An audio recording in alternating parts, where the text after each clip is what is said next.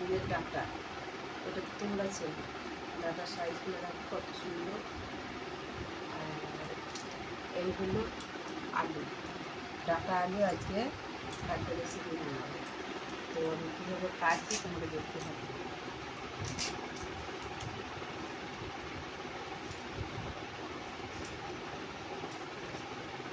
ডাঁটার ছিটকেগুলো কিন্তু ছাড়িয়ে নিতে হবে। এরকম করে কেমন সাইজ করে কাটতে হবে, প্রতিটা ডাঁটা আমি এরকম করে সাইজ করে কেটে নিই। দেখতে পাচ্ছ?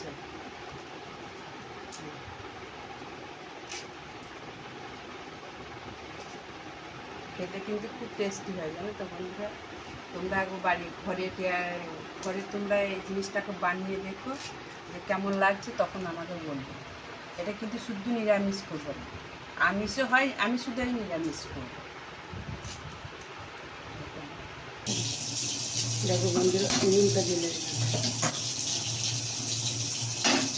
কড়াইতে ধোয়া আছে। আর এই দেবো ডাঁটা, দেখো ডাঁটা আছে, ডাঁটা আলুর হচ্ছে ছোট বুঝতে পেরে। তো আপনি দেখতে দেখো,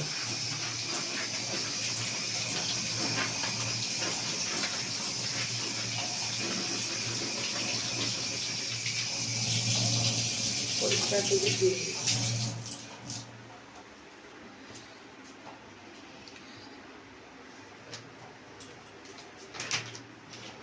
তাহলে আমি একটু প্যাকেটের তেলটা কেটেছিলাম, ছিল দেখিস যতটা থাকবে দিয়ে দিচ্ছি। এই যে প্যাকেটের তেল, এই যে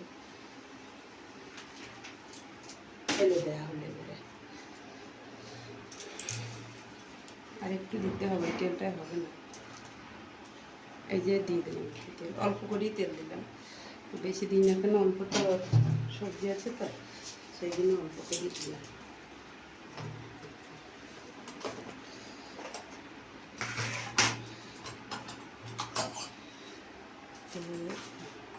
এই দেখো বন্ধুরা, 5 ফোড়ন,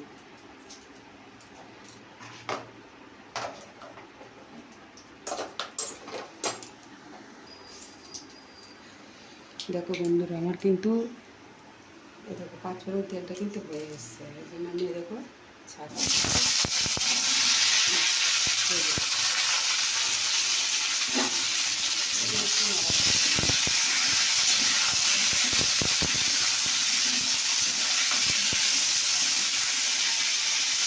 দেখতে থাকো আমি কীভাবে রান্না করছি, তোমরা বাড়িতে এইভাবে রান্না করলে তোমরা টেস্টটা বুঝতে পারবে যে কেমন খেতে লাগে।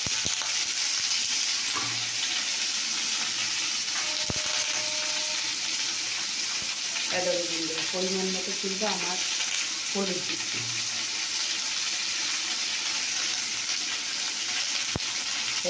এক চামচ নিয়ে আর একটু দিলাম, লাগলে যদি পরে আবার দেবে, না লাগলে না দেবে, দরকার নেই।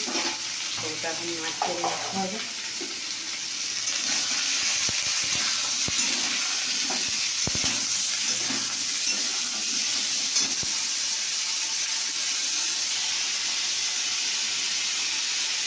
সামান্য যদি দিয়ে দিয়ে দেবো, লঙ্কা গুঁড়ো কিন্তু সামান্য বেশি দিয়ে দিতে, কেন আমার অল্প তরকারি তো অল্প দিলাম।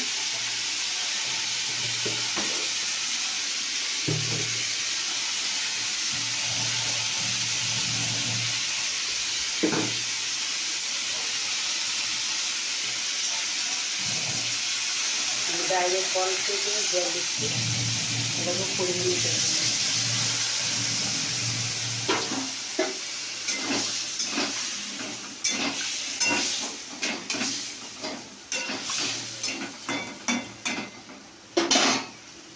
কেমন লাগছে বন্ধুরা রান্নার রেসিপিটা? যদি ভালো লাগে লাইক শেয়ার কমেন্ট করে ফলো দিয়ে আমার পাশে থেকে বন্ধুরা। Tata bye bye.